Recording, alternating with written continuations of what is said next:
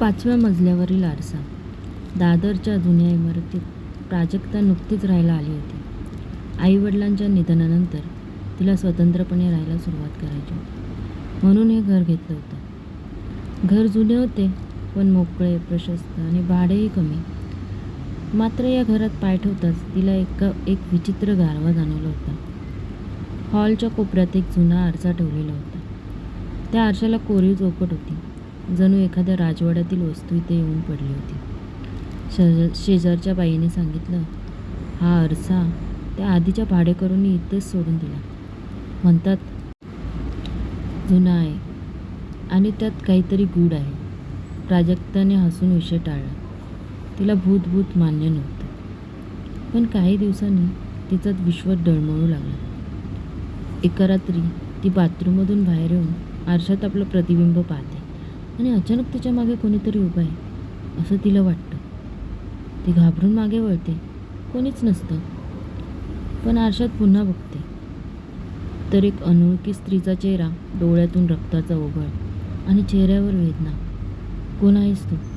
प्राजक्ता थरथरत कुजबुजली. क्षणात सर्व काही गायब. त्या रात्री तिला झोपच लागली नाही. पुढच्या दिवशी प्राजक्ता शेजारच्या शांता काकूंकडे गेली.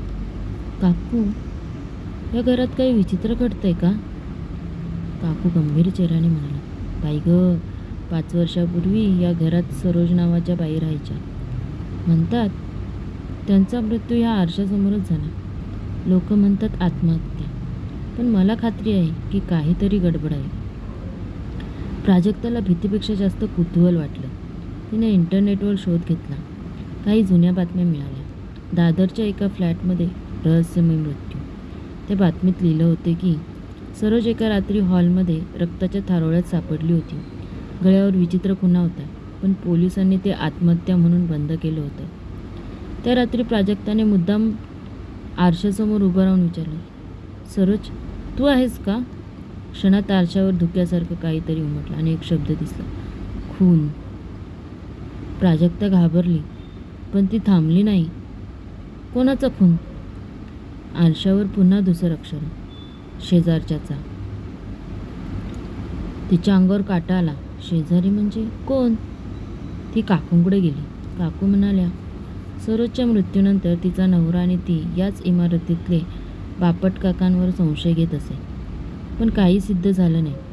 प्राजक्ताने बापट काकांची चौकशी सुरू केली.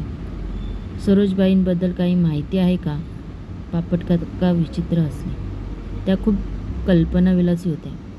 स्वतःच्या कल्पना सांगायच्या. अचानक मेल्या. माझं काय? काकांच्या बोलण्यात एक टाळाटाळ जाणवत होती. त्या रात्री आरशात सरोजचा चेहरा पुन्हा दिसला. प्राजक्ता, तुला त्याचा चेहरा दिसतो का? त्याने मला मारलं. माझं सत्य शोध. प्राजक्ता हादरली. तिने निश्चय केला की पोलिसांच्या फाईलमध्ये पुन्हा डोकवायचं. तिने एका मित्राच्या ओळखीने जुनी केस फाईल पाहिली.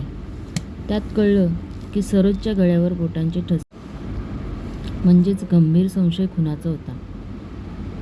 एका रात्री प्राजक्ताने पाहिलं की बापट काका हॉलजवळ येऊन काहीतरी बघत उभे आहेत. तुम्ही इथे काय करताय? ती थोड्या रागाने म्हणाली. काका घाबरले.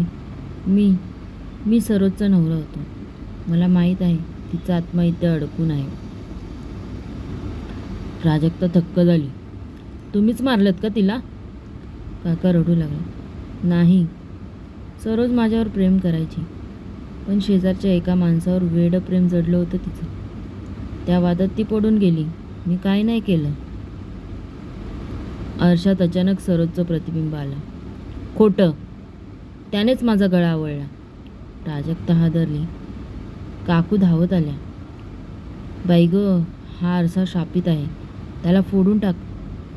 प्राजक्ताने आरसा हातोड्याने फोडायचा प्रयत्न केला, पण फोडताच आरशातून काळा धूर बाहेर आला आणि एक किंकाळी. त्या क्षणी बापट काका जमिनीवर कोसळले. त्याच्या आत्म्यावर तिचा बदला उतरला.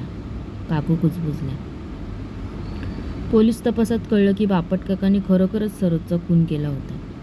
आरशाने त्याला त्याच्या पापाची शिक्षा दिली.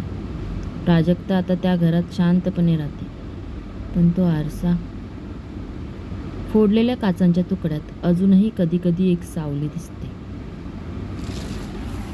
जर तुम्हाला माझी कथा आवडली असेल तर प्लीज माझ्या चॅनेलला लाईक करा, शेअर करा, सबस्क्राईब करा आणि कमेंट करा.